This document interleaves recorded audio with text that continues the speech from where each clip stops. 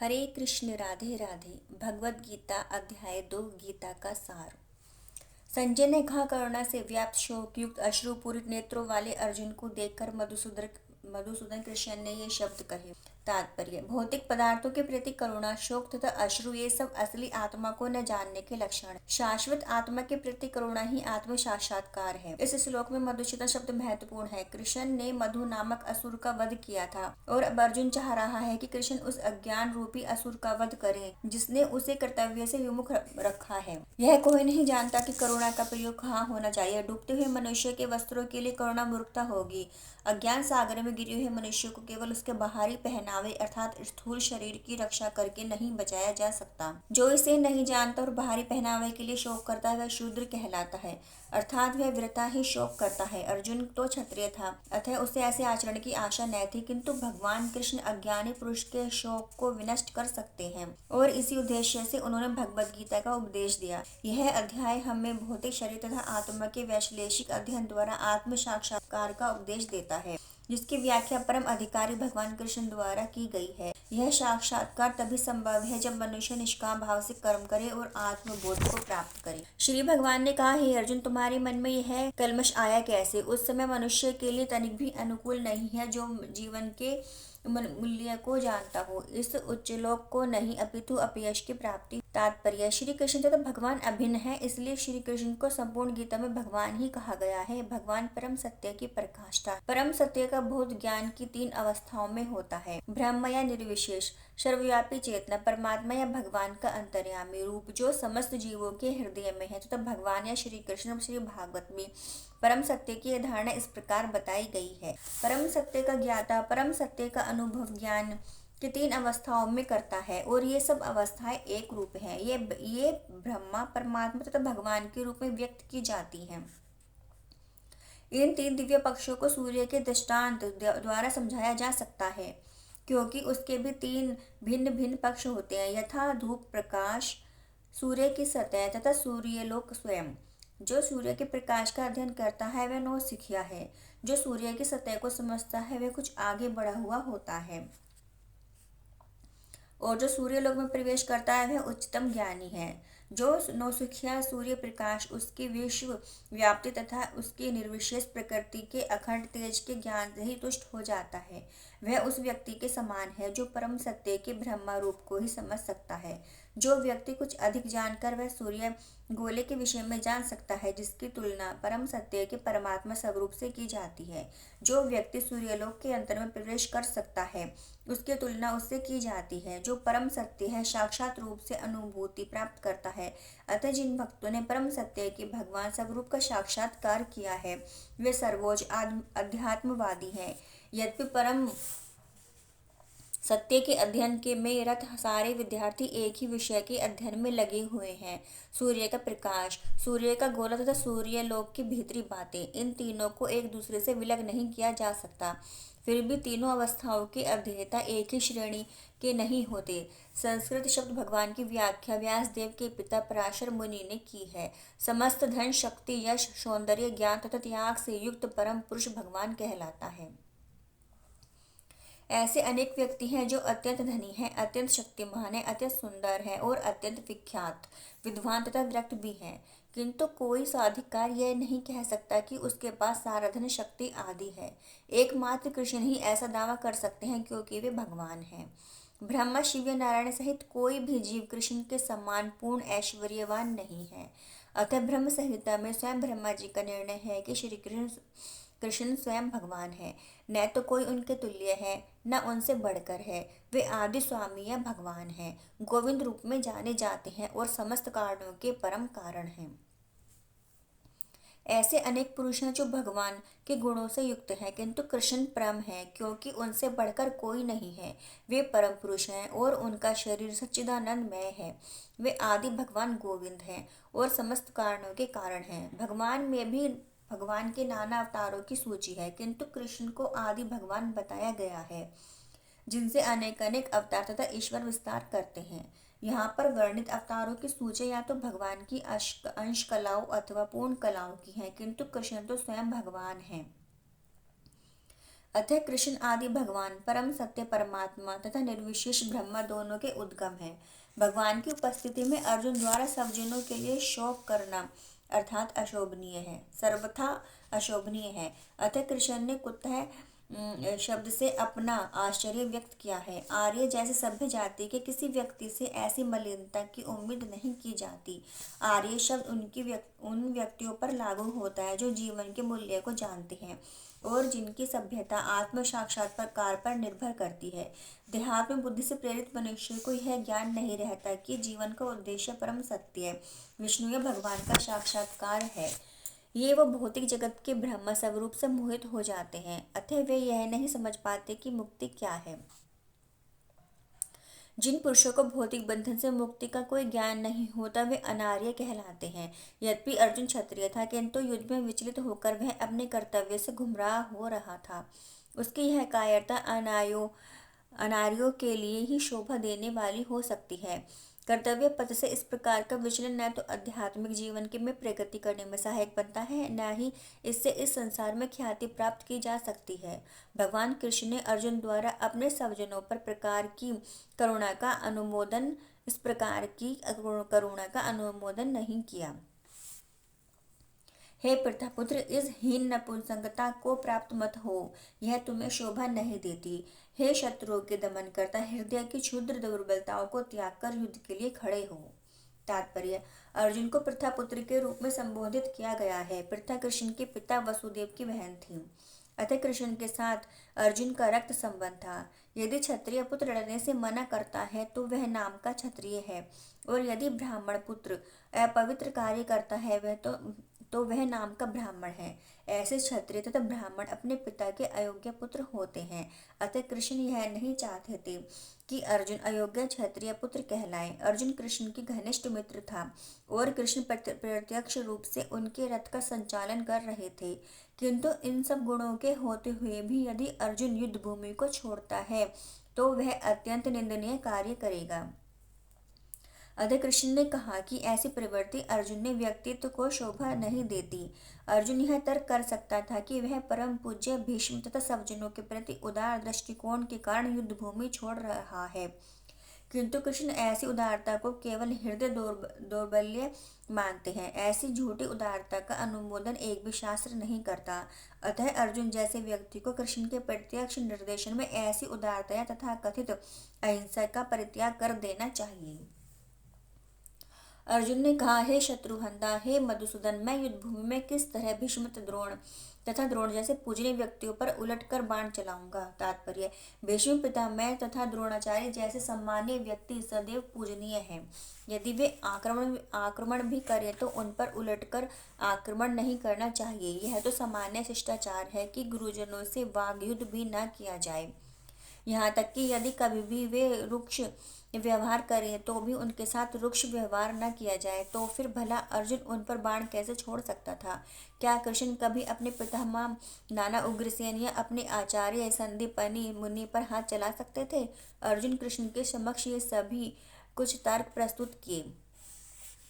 हे महापुरुषों को जो मेरे गुरु हैं, उन्हें मारकर जीने की अपेक्षा इस संसार में भीख मांग कर खाना अच्छा है, भले ही वे सांसारिक लाभ के इच्छुक हों, किंतु है तो गुरुजन ही। यदि उनका वध होता है तो हमारे द्वारा भोग्य प्रत्येक वस्तु उनके रक्त से सनी होगी। तात्पर्य: शास्त्रों के अनुसार ऐसा गुरुजन निंद कार्य कर्म में रत हो और जो विवेक शून्य हो त्याज्य है। दुर्योधन से आर्थिक सहायता लेने के कारण भीष्म तथा द्रोण उसका पक्ष लेने के लिए बाध्य थे, यद्यपि केवल आर्थिक लाभ से ऐसा करना उनके लिए उचित न था। ऐसी दशा में वे आचार्यों का सम्मान खो बैठे थे, किंतु अर्जुन सोचता है कि इतने पर भी वे उसके गुरुजन हैं, अतः उनका वध करके भौतिक लाभों का भोग करने का अर्थ होगा रक्त से सने अवशेषों का भोग। हम यह नहीं जानते हैं कि हमारे लिए क्या श्रेष्ठ है, उनको जीतना या उनके द्वारा जीते जाना। यदि हम धृतराज के पुत्रों का वध कर देते हैं तो हमें जीवित रहने की आवश्यकता नहीं है, फिर भी वे युद्ध भूमि में हमारे समक्ष खड़े हैं। अर्जुन की समझ में यह नहीं आ रहा था कि वे क्या करे, युद्ध करे और अनावश्यक रक्तपात का कारण बने। यद्यपि क्षत्रिय होने के नाते युद्ध करना उनका धर्म है, या फिर वह युद्ध से विमुख होकर भीख मांगकर जीवन यापन करे। यदि वह शत्रु को जीतता नहीं तो जीविका का एकमात्र साधन भिक्षा ही रह जाता है। फिर भी जीत भी तो निश्चित नहीं है, क्योंकि कोई भी पक्ष विजयी हो सकता है। यदि उसकी विजय हो भी जाए क्योंकि उसका पक्ष न्याय पर है, तो भी यदि धृतराज के पुत्र मरते हैं तो उनके बिना रह पाना अत्यंत कठिन हो जाएगा। उस दशा में यह उसकी दूसरे प्रकार की हार होगी। अर्जुन द्वारा व्यक्त इस प्रकार के ये विचार सिद्ध करते हैं कि वह न केवल भगवान का महान भक्त था, पितु वह अत्यधिक प्रबुद्ध और अपने मन तथा इंद्रियों पर पूर्ण नियंत्रण रखने वाला था। राज परिवार में जन्म लेकर भी भिक्षा द्वारा जीवित रहने की इच्छा उसके विरक्त का दूसरा लक्षण है। ये सारे गुण अपने आध्यात्मिक गुरु श्री कृष्ण के उपदेशों में उसकी श्रद्धा ये सब मिलकर सूचित करते हैं कि वे सचमुच पुण्यात्मा था।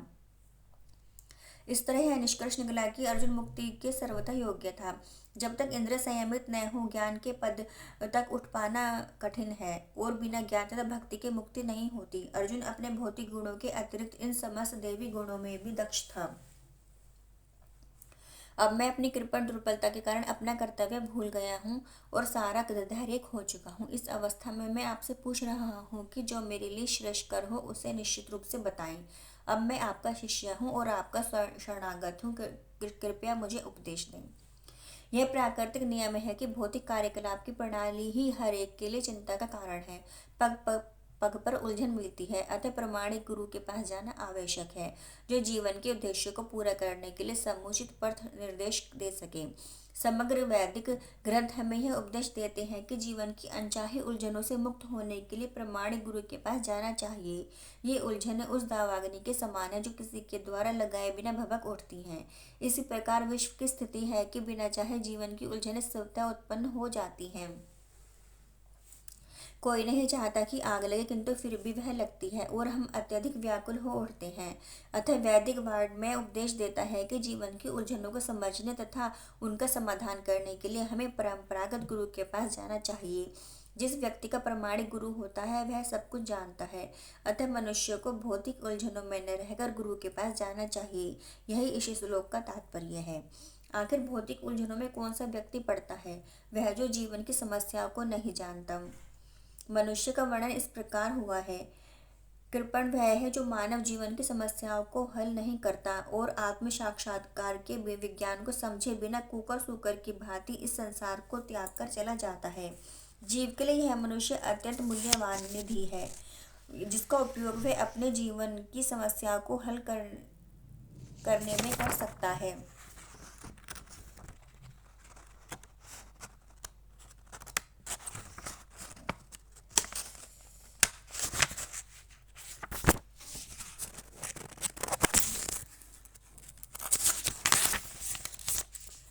अतः जो इस अवसर का लाभ नहीं उठाता वह कृपण है। ब्राह्मण उसके विपरीत होता है जो इस शरीर का उपयोग जीवन की समस्त समस्याओं को हल करने में करता है। देहात्म बुद्धि वश कृपण या कंजूस लोग अपना सारस्वत परिवार, समाज, देश आदि के अत्यधिक प्रेम में गंवा देते हैं। मनुष्य प्राय चरम रोग के आधार पर अपने पारिवारिक जीवन अर्थात पत्नी, बच्चों तथा परिजनों में आसक्त रहता है। कृपण यह सोचता है कि वह अपने परिवार को मृत्यु से बचा सकता है, अथवा वह यह सोचता है कि उसका परिवार या समाज उसे मृत्यु से बचा सकता है। ऐसी पारिवारिक आसक्ति निम्न पशुओं में भी पाई जाती है, किंतु वे भी बच्चों की देखभाल करते हैं। बुद्धिमान होने के कारण अर्जुन समझ गया था कि पारिवारिक सदस्यों के प्रति उसका अनुराग तथा मृत्यु में से उनकी रक्षा करने की उसकी इच्छा हो उसकी उलझनों का कारण है। यद्यपि वह समझ रहा था कि युद्ध करने का कर्तव्य उसकी प्रतीक्षा कर रहा था, किंतु कृपण दुर्बलता के कारण वह अपना कर्तव्य नहीं निभा रहा था। अतः वह परम गुरु भगवान के कृष्ण से कोई निश्चित हल निकालने का अनुरोध कर रहा है। वह कृष्ण का शिष्यत्व ग्रहण करता है। वह मित्रतापूर्ण बातें बंद करना चाहता है। गुरु तथा शिष्य की बातें गंभीर होती हैं और अब अर्जुन अपने माननीय गुरु के समक्ष गंभीरतापूर्वक बातें करना चाहता है। इसलिए कृष्ण भगवद गीता ज्ञान के आदि गुरु हैं और अर्जुन गीता समझने वाला प्रथम शिष्य है। अर्जुन भगवद गीता को किस तरह समझता है यह गीता में वर्णित है। तो भी मूर्ख संसारी विद्वान बताते हैं कि किसी गौ मनुष्य के रूप कृष्ण की नहीं बल्कि अजन्मा कृष्ण की शरण ग्रहण करनी चाहिए। कृष्ण के अंतर तथा बाह में कोई अंतर नहीं है। इस ज्ञान के बिना जो भगवद गीता को समझने का प्रयास करता है वह सबसे बड़ा मूर्ख है। मुझे ऐसा कोई साधन नहीं दिखता जो मेरी इंद्रियों को सुखाने वाले इस श्लोक को दूर कर सके। स्वर्ग पर देवताओं और अधिपत्य की तरह इन धन धान्य संपन्न सारी पृथ्वी पर निष्कंटक राज्य प्राप्त करके भी मैं इस शोक को दूर नहीं कर सकूंगा। यद्यपि अर्जुन धर्म का सदाचार के नियमों पर आधारित अनेक तर्क प्रस्तुत करता है, किंतु ऐसा प्रतीत होता है कि वह अपने गुरु भगवान श्री कृष्ण की सहायता के बिना अपनी असली समस्या को हल नहीं कर पा रहा। वह समझ गया था कि उसका तथाकथित ज्ञान उसकी उन समस्याओं को दूर करने में व्यर्थ है जो उसके सारे अस्थि शरीर को सुखाए दे रही है। उसे उन उलझनों को भगवान कृष्ण जैसे आध्यात्मिक गुरु की सहायता के बिना हल कर पाना असंभव लग रहा था। शैक्षिक ज्ञान, विद्वता, उच्च पद, ये सब जीवन की समस्याओं का हल करने में व्यर्थ है। यदि कोई इसमें सहायता कर सकता है तो वह है एकमात्र गुरु। अतः निष्कर्ष यह निकला है कि जो गुरु 100% कृष्ण भावना भावित होता है वही एकमात्र प्रामाणिक गुरु है और वही जीवन की समस्याओं को हल कर सकता है। भगवान चैतन्य ने कहा है कि जो कृष्ण भावनामृत के विज्ञान में दक्ष हो, कृष्ण तत्ववेत्ता हो, चाहे वह जिस किसी जाति का हो, वही वास्तविक गुरु है। कोई व्यक्ति चाहे वह विप्र हो, निम्न जाति में जन्मा शूद्र हो या सन्यासी, यदि वह कृष्ण के विज्ञान में दक्ष है तो यह यथार्थ प्रामाणिक गुरु है। अतः कृष्ण तत्ववेत्ता होते हुए बिना कोई भी प्रामाणिक गुरु नहीं हो सकता। वैदिक साहित्य में भी यही कहा गया है। विद्वान ब्राह्मण भले ही वह संपूर्ण वैदिक ज्ञान में परंपरागत क्यों न हो, यदि वह वैष्णव नहीं है या कृष्ण भावनामृत में दक्ष नहीं है तो गुरु बनने का पात्र नहीं है। किंतु शूद्र यदि वह वैष्णव या कृष्ण भक्त है तो गुरु बन सकता है। संसार की समस्याओं, जन्म, जरा, व्याधि तथा मृत्यु की निवृत्ति धन संचय तथा आर्थिक विकास से संभव नहीं है। विश्व के विभिन्न भागों में ऐसे राज्य हैं जो जीवन की सारी सुविधाओं से तथा संपत्ति एवं आर्थिक विकास से पूरित हैं, किंतु फिर भी उनके सांसारिक जीवन की समस्याएं ज्यों की त्यों बनी हुई हैं। वे विभिन्न साधनों से शांति खोजते हैं, किंतु वास्तविक सुख उन्हें तभी मिल पाता है तब वे कृष्ण भावनामृत से युक्त कृष्ण के प्रामाणिक प्रतिनिधि के माध्यम से कृष्ण अथवा कृष्ण तत्व पूरक भगवद गीता तथा श्रीमद् भागवत के परामर्श को ग्रहण करते हैं। यदि आर्थिक विकास तथा भौतिक सुख किसी के पारिवारिक, सामाजिक, राष्ट्रीय या अंतर्राष्ट्रीय अव्यवस्था से उत्पन्न हुए शोकों को दूर कर पाते हैं तो अर्जुन यह न कहता कि पृथ्वी का अप्रतिम राज्य या सर्वलोक में देवताओं को सर्वोच्चता भी उसके शोकों को दूर नहीं कर सकती। इसलिए उसने कृष्ण भावनामृत का ही आश्रय ग्रहण किया और यही शांति तथा समरसता का उचित मार्ग है। आर्थिक विकास या विश्व आधिपत्य प्राकृतिक प्रलय द्वारा किसी भी क्षण समाप्त हो सकता है। यहाँ तक कि चंद्रलोक जैसे उच्च लोकों की यात्रा भी जिसके लिए मनुष्य प्रयत्नशील है, एक झटके में समाप्त हो सकती है। भगवद गीता इसकी पुष्टि करती है कि जब पुण्य कर्मों के फल समाप्त हो जाते हैं तो मनुष्य सुख के शिखर से जीवन के निम्नतम स्तर पर गिर जाता है। इस तरह से विश्व के अनेक राजनीतिकों का पतन हुआ है। ऐसा अधपतन शोक का कारण बनता है। अतः यदि हम सदा के लिए शोक का निवारण करना चाहते हैं तो हमें कृष्ण की शरण ग्रहण करनी होगी, जिस तरह अर्जुन ने की है। अर्जुन ने कृष्ण से प्रार्थना की कि वे उसकी समस्या का निश्चित समाधान कर दें और यही कृष्ण भावनामृत की विधि है। संजय ने कहा, इस प्रकार कहने के बाद शत्रुओं का दमन करने वाला अर्जुन कृष्ण से बोला, हे गोविंद, मैं युद्ध नहीं करूंगा, और चुप हो गया। धृतराज को यह जानकर परम प्रसन्नता हुई होगी कि अर्जुन युद्ध न करके युद्ध भूमि छोड़कर भिक्षाटन करने जा रहा है, किंतु संजय ने उसे पुनः यह कहकर निराश कर दिया कि अर्जुन अपने शत्रुओं को मारने में सक्षम है। यद्यपि कुछ समय के लिए अर्जुन अपने पारिवारिक स्नेह के प्रति मिथ्या शोक से अभिभूत था, किंतु उसने शिष्य रूप में अपने गुरु श्री कृष्ण की शरण ग्रहण कर ली। इससे सूचित होता है कि शीघ्र ही वह इस शोक से निर्वृत्त हो जाएगा और आत्म साक्षात्कार या कृष्ण भावनामृत के पूर्ण ज्ञान से प्रकाशित होकर पुनः युद्ध करेगा। इस तरह धृतराज का हर्ष भंग हो जाएगा। हे भरतवंशी दशराज, उस समय दोनों सेनाओं के मध्य शोक मगन अर्जुन से कृष्ण ने मानो हंसते हुए ये शब्द कहे। दो घनिष्ठ मित्रों अर्थात ऋषिकेश तथा गुडाकेश के मध्य वार्ता चल रही थी। मित्र के रूप में दोनों का पद समान था, किंतु इनमें से एक स्वेच्छा से दूसरे का शिष्य बन गया। कृष्ण हंस रहे थे क्योंकि उनका मित्र अब उनका शिष्य बन गया था। सब के स्वामी होने के कारण वे सदैव श्रेष्ठ पद पर रहते हैं, तो भी भगवान अपने भक्तों के लिए सखा, पुत्र या प्रेमी बनना स्वीकार करते हैं। किंतु अब उन्हें गुरु रूप में अंगीकार कर लिया गया तो उन्होंने तुरंत गुरु की भूमिका निभाने के लिए शिष्य से गुरु की भांति गंभीरता पूर्वक बातें की, जैसा कि अपेक्षित है। ऐसा प्रतीत होता है कि गुरु तथा शिष्य की यह वार्ता दोनों सेनाओं की उपस्थिति में हुई, जिससे सारे लोग लाभान्वित हुए। अतः भगवद गीता का संवाद किसी एक व्यक्ति, समाज, जाति के लिए नहीं अपितु सबों के लिए है और उसे सुनने के लिए शत्रु या मित्र समान रूप से अधिकारी है। श्री भगवान ने कहा, तुम पांडित्यपूर्ण वचन कहते हुए उनके लिए शोक कर रहे हो जो शोक करने के योग्य नहीं है, जो विद्वान होते हुए न तो जीवित के लिए न ही मृत के लिए शोक करते हैं।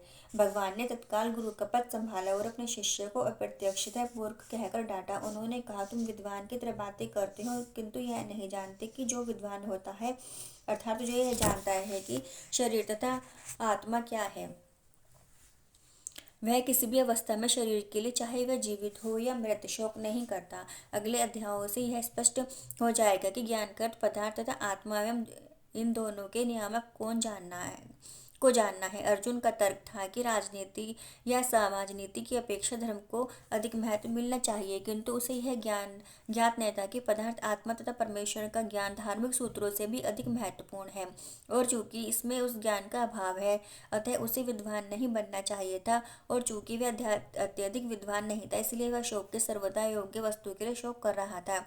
यह शरीर जन्मता है और आज या कल इसका विनाश निश्चित है, अतः शरीर उतना महत्वपूर्ण नहीं है जितना कि आत्मा। जो सत्य को जानता है वह असली विद्वान है और उसके लिए शोक का कोई कारण नहीं हो सकता। ऐसा कभी नहीं हुआ कि मैं न रहा हूँ या तुम न रहे हो, अथवा ये समस्त राजा न रहे हों, और न ऐसा है कि भविष्य में हम लोग नहीं रहेंगे। वेदों में कठोपनिषद में तथा श्वेताश्वर स्तर उपनिषद में भी कहा गया है कि जो श्री भगवान असंख्य जीवों के कर्म तथा कर्मफल के अनुसार उनकी अपनी अपनी परिस्थितियों में पालक है, वही भगवान अंश रूप में हर जीव के हृदय में वास कर रहे हैं। केवल साधु पुरुष जो एक ही ईश्वर के भीतर बाहर देख सकते हैं, पूर्ण एवं शाश्वत शांति प्राप्त कर पाते हैं। जो वैदिक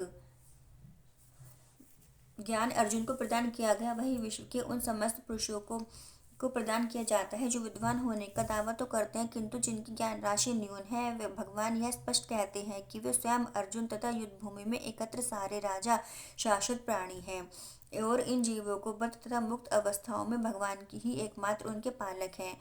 भगवान परम पुरुष हैं तथा भगवान का चिर संगी अर्जुन एवं वहाँ पर एकत्र सारे राजगण शाश्वत पुरुष हैं। ऐसा नहीं है कि भूतकाल में प्राणियों के रूप में अलग अलग उपस्थित नहीं थे, और ऐसा भी नहीं है कि शाश्वत पुरुष बने नहीं रहेंगे। उनका अस्तित्व भूतकाल में था और भविष्य में भी निर्बाध रूप से बना रहेगा, अतः किसी के लिए शोक करने की कोई बात नहीं है। यह मायावादी सिद्धांत की मुक्ति के बाद आत्मा माया के आवरण से पृथक होकर निराकार ब्रह्म में लीन हो जाएगा और अपना अस्तित्व खो देगा। यहाँ पर परम अधिकारी भगवान कृष्ण द्वारा पुष्ट नहीं हो पाता, न ही इस सिद्धांत का समर्थन हो पाता है कि बद्ध अवस्था में ही हम अस्तित्व का चिंतन करते हैं। यहाँ पर कृष्ण स्पष्टता कहते हैं कि भगवान तथा अन्यों का अस्तित्व भविष्य में भी अक्षुण्ण रहेगा, जिसकी पुष्टि उन निषदों द्वारा भी होती है। कृष्ण का यह कथन प्रमाणिक है क्योंकि कृष्ण मायावश नहीं है। यदि अस्तित्व तथ्य न होता तो फिर कृष्ण इतना बल क्यों देते, और वह भी भविष्य के लिए। मायावादी तर्क कर सकते हैं और कृष्ण द्वारा कथित अस्तित्व आध्यात्मिक न होकर भौतिक है। यदि हम इस तर्क को कि अस्तित्व भौतिक होता है स्वीकार भी कर ले तो कोई पूर्ण कृष्ण को अस्तित्व किस प्रकार पहचानेगा। कृष्ण भूतकाल में भी अपने अस्तित्व की पुष्टि करते हैं और भविष्य में भी अपने अस्तित्व की पुष्टि करते हैं। उन्होंने अपने अस्तित्व की पुष्टि कई प्रकार से की है और निराकार ब्रह्मा उनके अधीन घोषित किया जा चुका है। कृष्ण सदा सर्वदा अपना अस्तित्व बनाए रहे हैं। यदि उन्हें सामान्य चेतना वाले सामान्य व्यक्ति के रूप में माना जाता है तो प्रमाणिक शास्त्र के रूप में उनकी भगवद गीता की कोई महत्ता नहीं होगी। एक सामान्य व्यक्ति मनुष्य के 4 अवगुणों के कारण श्रवण करने योग्य शिक्षा देने में असमर्थ रहता है। गीता ऐसे साहित्य से ऊपर है। कोई भी संसारी ग्रंथ गीता की तुलना नहीं कर सकता। श्री कृष्ण को सामान्य व्यक्ति मान लेने पर गीता की सारी महत्ता जाती रहती है। मायावादियों का तर्क है कि इस श्लोक में वर्णित द्वैत लौकिक है और शरीर के लिए प्रयुक्त हुआ है, किंतु इसके पहले वाले श्लोक में ऐसे देहात्म बुद्धि की निंदा की गई है। एक बार जीवों की देहात्म बुद्धि की निंदा करने के बाद एक ऐसा संभव है कि कृष्ण पुनः शरीर पर उसी व्यक्त व्यय को दोहराते हैं। अतः यह अस्तित्व आध्यात्मिक आधार पर स्थापित है कि इसकी पुष्टि रामानुचार्य तथा अन्य आचार्यों ने भी की है। गीता में कई स्थलों पर इसका उल्लेख है कि यह आध्यात्मिक अस्तित्व केवल भगवत भक्तों द्वारा ये है। जो लोग भगवान कृष्ण का विरोध करते हैं उनकी इस महान साहित्य एक तक पहुंच नहीं हो पाती। भक्तों द्वारा गीता के उपदेशों को समझने का प्रयास मधुमक्खी द्वारा मधु पात्र चाटने के सदृश है। पात्र को खोले बिना मधु को नहीं चखा जा सकता। इसी प्रकार भगवत गीता के रहस्यवाद को केवल भक्त ही समझ सकते हैं, अन्य नहीं। जैसे कि इसके चतुर्थ अध्याय में कहा गया है कि न ही गीता का स्पर्श लोग कर पाते हैं जो भगवान के अस्तित्व का ही विरोध करते हैं, अतः मायावादियों द्वारा गीता की व्याख्या मानो समग्र सत्य का सरासर भ्रामक निरूपण है। भगवान चैतन्य ने मायावादियों द्वारा की गई गीता की व्याख्याओं को पढ़ने का निषेध किया है और चेतावनी दी है कि जो कोई ऐसे मायावादी दर्शन को ग्रहण करता है वह गीता के वास्तविक रहस्यों को समझ पाने में असमर्थ रहता है। यदि अस्तित्व का अभिप्राय अनुभवगम्य है, ब्रह्मांड से है, तो भगवान द्वारा उपदेश देने की कोई आवश्यकता नहीं थी। आत्मा तथा परमात्मा का द्वैत शाश्वत तथ्य है और इसकी पुष्टि वेदों द्वारा होती है, जैसा कि ऊपर कहा जा चुका है। जिस प्रकार शरीरधारी आत्मा इस वर्तमान शरीर में बाल्यावस्था में, तरुणावस्था में और फिर वृद्धावस्था में निरंतर अग्रसर होता रहता है, उसी प्रकार मृत्यु होने पर आत्मा दूसरे शरीर में चला जाता है। धीर व्यक्ति ऐसे परिवर्तन से मोह को प्राप्त नहीं कर होता। प्रत्येक जीव एक व्यष्टि आत्मा है। वह प्रतिक्षण अपना शरीर बदलता रहता है, कभी बालक के रूप में, कभी युवा तथा कभी वृद्ध पुरुष के रूप में, तो कभी आत्मा वही रहता है, उसमें कोई परिवर्तन नहीं होता। यह व्यष्टि आत्मा मृत्यु होने पर अंतोद्गतवा गतवा एक शरीर बदलकर दूसरे शरीर में देहांतरण कर जाता है और चूंकि अगले जन्म में इसको शरीर मिलना अवश्यभावी है, चाहे वह शरीर आध्यात्मिक हो या भौतिक। अतः अर्जुन के लिए न तो भीष्म न ही द्रोण के लिए शोक करने का कोई कारण था। अभी तो उसे प्रसन्न होना चाहिए था कि वे अपने पुराने शरीर को बदलकर नए शरीर ग्रहण करेंगे और इस तरह वे नई शक्ति प्राप्त करेंगे। ऐसे शरीर परिवर्तन से जीवन में किए कर्म के अनुसार नाना प्रकार के सुखोपभोग या कष्टों का लेखा हो जाता है। चूंकि भीष्म व द्रोण साधु पुरुष थे, इसलिए अगले जन्म में उन्हें आध्यात्मिक शरीर प्राप्त होंगे, नहीं तो कम से कम उन्हें स्वर्ग में भोग करने के अनुरूप शरीर तो प्राप्त होंगे ही। अतः दोनों ही दशाओं में शोक का कोई कारण नहीं था। जिस मनुष्य की व्यष्टि आत्मा परमात्मा तथा भौतिक और आध्यात्मिक प्रकृति का पूर्ण ज्ञान होता है वह धीर कहलाता है। ऐसा मनुष्य कभी भी शरीर परिवर्तन द्वारा ठगा नहीं जाता। आत्मा के एकात्मवाद या मायावादी सिद्धांत मान्य नहीं हो सकता, क्योंकि आत्मा के इस प्रकार विखंडन से परमेश्वर विखंडनीय या परिवर्तनशील हो जाएगा, जो परमात्मा की अपरिवर्तनीय होने के सिद्धांत के विरुद्ध होगा। गीता में पुष्टि हुई है कि परमात्मा के खंडों का शाश्वत सनातन अस्तित्व है, जिन्हें क्षर कहा जाता है, अर्थात उनमें भौतिक प्रकृति में गिरने की प्रवृत्ति होती है। ये भिन्न अंश खंड नित्य भिन्न रहते हैं, यहाँ तक कि मुक्ति के बाद भी व्यष्टि आत्मा जैसे का तैसा भिन्न अंश बना रहता है, किंतु एक बार मुक्त होने पर वह श्री भगवान के साथ सच्चिदानंद रूप में रहता है। परमात्मा पर प्रतिबिंबवाद का सिद्धांत व्यवहार किया जा सकता है, जो प्रत्येक शरीर में विद्यमान रहता है। वह व्यष्टि जीव से भिन्न होता है। जब आकाश का प्रतिबिंब जल में पड़ता है तो प्रतिबिंब में सूर्य, चंद्र तथा तारे सभी कुछ रहते हैं। तारों की तुलना जीवों से तथा सूर्य या चंद्र की परमेश्वर से की जा सकती है। व्यष्टि अंश आत्मा को अर्जुन के रूप में और परमात्मा को श्री भगवान के रूप में प्रदर्शित किया जाता है, जैसा कि चतुर्थ अध्याय के प्रारंभ में स्पष्ट है। वे एक ही स्तर पर नहीं होते। यदि अर्जुन कृष्ण के समान स्तर पर हो और कृष्ण अर्जुन से श्रेष्ठ न हो तो उनमें उपदेशक तथा उपदिष्ट का संबंध अर्थहीन होगा। यदि ये दोनों माया द्वारा मोहित होते हैं तो एक को उपदेशक तथा दूसरे को उपदिष्ट होने की आवश्यकता नहीं है। ऐसा उपदेश व्यर्थ होगा क्योंकि माया में के चंगुल में रहकर कोई भी प्रामाणिक उपदेशक नहीं बन सकता। ऐसी परिस्थितियों में यह मान लिया जाता है कि भगवान कृष्ण परमेश्वर है, जो पद में माया द्वारा विस्मृत अर्जुन रूपी जीव से श्रेष्ठ है। हे कुंती पुत्र, सुख तथा दुख का क्षणिक उदय तथा कालक्रम में उनका अंतर्धान होना सर्दी तथा गर्मी की ऋतुओं के आने जाने के समान है। हे भरतवंशी, वे इंद्रिय भोग से उत्पन्न होते और मनुष्य को चाहिए कि अविचल भाव से उनको सहन करना सीखे। कर्तव्य निर्वाह करते हुए मनुष्य को सुख तथा दुख में क्षणिक आने जाने का सहन करने का अभ्यास करना चाहिए। वैदिक आदेशानुसार मनुष्य को माघ, जनवरी, फरवरी के मास में प्रातःकाल स्नान करना चाहिए। उस समय अत्यधिक ठंड पड़ती है, किंतु जो धार्मिक नियमों का पालन करने वाले हैं वह स्नान करने में तनिक भी नहीं झिझकता। इसी प्रकार एक गृहिणी भीष्म गर्मी के ऋतु में मई जून के महीनों में भोजन पकाने में हिचकती नहीं। जलवायु संबंधी असुविधाएं होते हुए मनुष्य को अपना कर्तव्य निभाना होता है। इसी प्रकार युद्ध करना क्षत्रिय का धर्म है, अतः उसे अपने किसी मित्र या परिजन से भी युद्ध करना पड़े तो उसे अपने धर्म से विचलित नहीं होना चाहिए। मनुष्य को ज्ञान प्राप्त करने के लिए धर्म के विधि विधान पालन करने होते हैं, क्योंकि ज्ञान तथा भक्ति से ही मनुष्य अपने आपको माया के बंधन से छुड़ा सकता है। अर्जुन को जिन दो नामों से संबोधित किया गया है वे भी महत्वपूर्ण है। कौन्ते कहकर संबोधित करने से प्रकट होता है कि वे अपनी माता की ओर मातृकुल से संबंधित हैं, और भारत कहने से उनके पिता की ओर पितृकुल से संबंध प्रकट होता है। दोनों ओर से उनको महान विरासत प्राप्त है। महान विरासत प्राप्त होने के फलस्वरूप कर्तव्य निर्वाह का उत्तरदायित्व आ पड़ता है, अतः अर्जुन युद्ध से विमुख नहीं हो सकता। हे पुरुष श्रेष्ठ अर्जुन, जो पुरुष सुख तथा दुख में विचलित नहीं होता और इन दोनों में संभाव रखता है वह निश्चित रूप से मुक्ति के योग्य है। जो व्यक्ति आत्म साक्षात्कार की उच्च अवस्था प्राप्त करने के लिए दृढ़ प्रतिज्ञ है और सुख तथा दुख के प्रहारों को संभाव से सह सकता है वह निश्चय ही मुक्ति के योग्य है।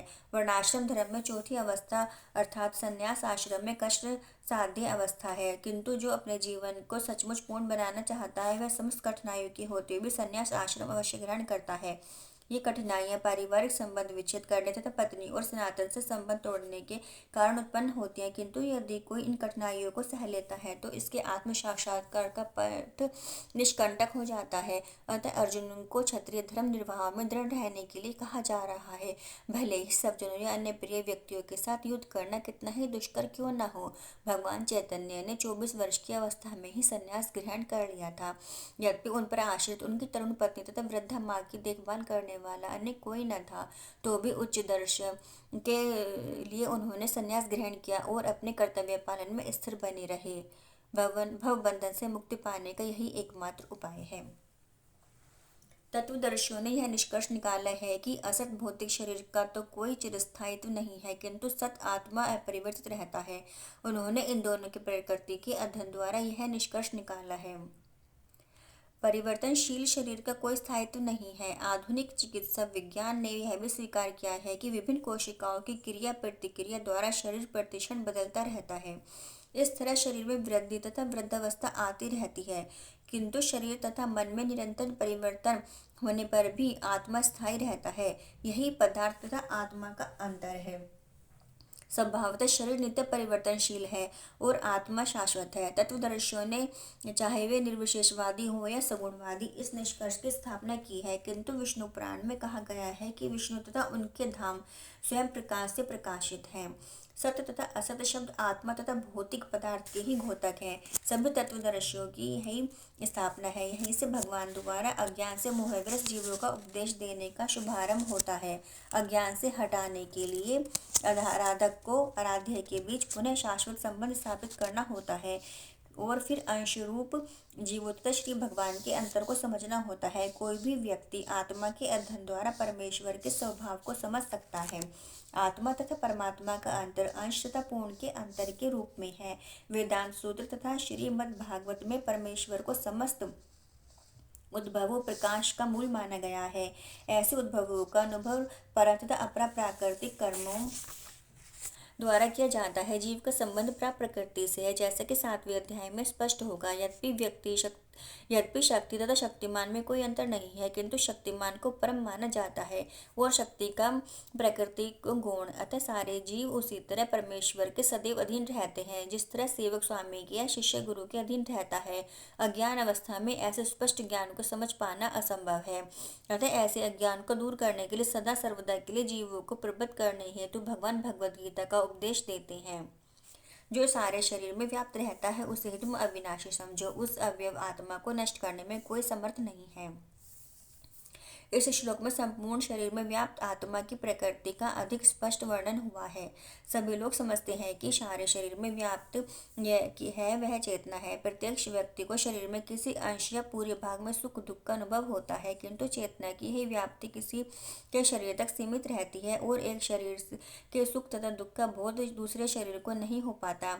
फलते प्रत्येक शरीर में व्यष्टि आत्मा है और इस आत्मा की उपस्थिति का लक्षण व्यष्टि चेतना द्वारा परिलक्षित होता है।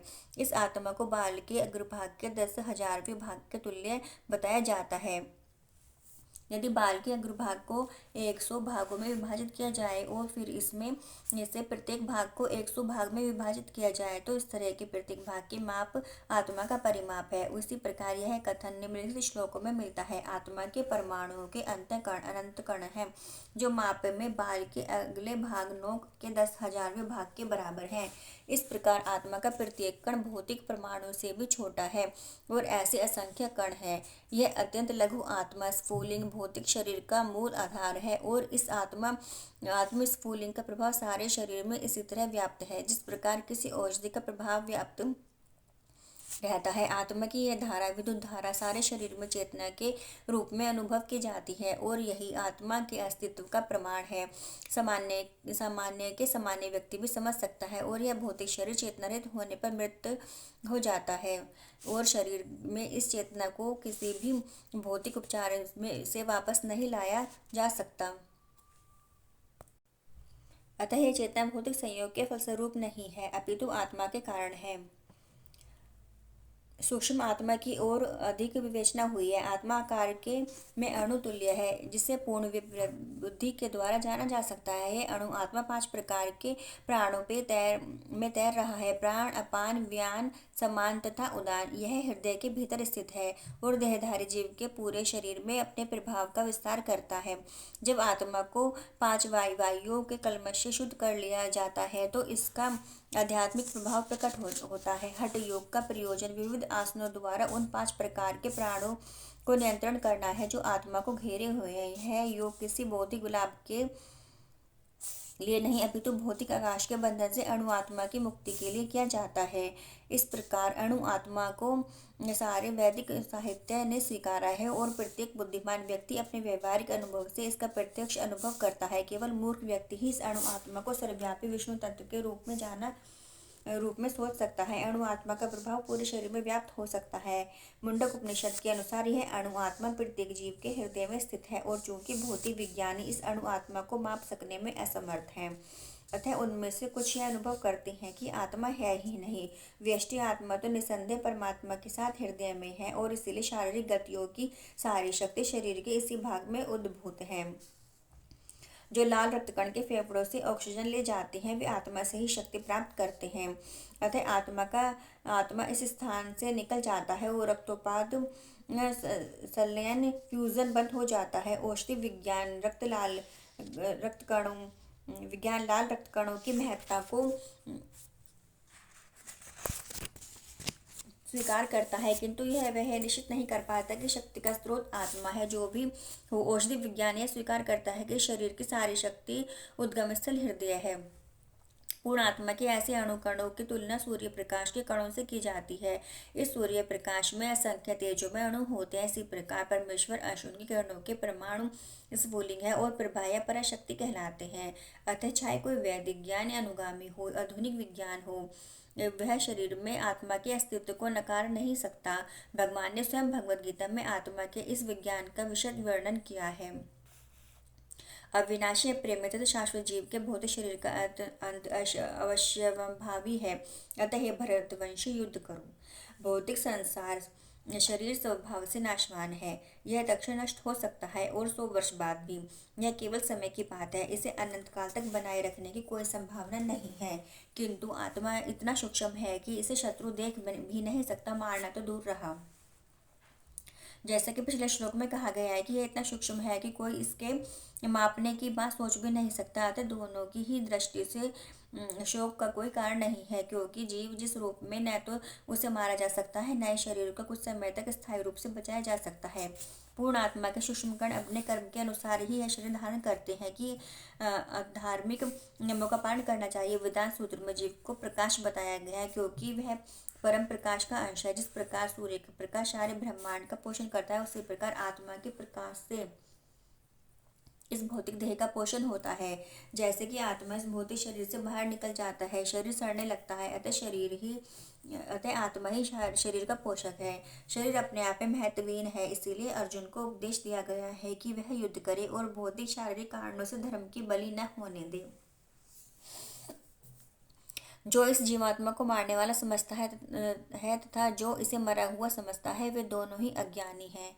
क्योंकि आत्मा न तो मरता है न मारा जाता है। जब देहधारी जीव को किसी घातक हथियार से आघात पहुंचाया जाता है, तो यह समझ लेना चाहिए कि शरीर के भीतर की जीवात्मा मरा नहीं। आत्मा इतना सूक्ष्म है कि इसे किसी तरह भौतिक हथियार से मार पाना असंभव है। जैसा कि अगले श्लोकों में स्पष्ट हो जाएगा, न ही जीवात्मा अपने अध्यात्मिक स्वरूप के कारण बाध्य है, जिसे मारा जाता है, जिसे मरा हुआ समझा जाता है। वे केवल शरीर होता है, किंतु इसका तात्पर्य शरीर के वध को प्रोत्साहित करना नहीं। वैदिक आदेश है किसी भी जीव की हिंसा न करो, न ही जीवात्मा अवधेय है। अवधेय का अर्थ है यह है कि पशु हिंसा को प्रोत्साहन दिया जाए।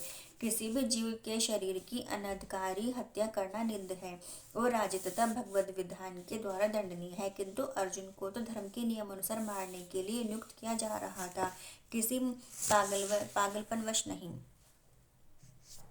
आत्मा के लिए किसी भी काल में न तो जन्म है न मृत्यु।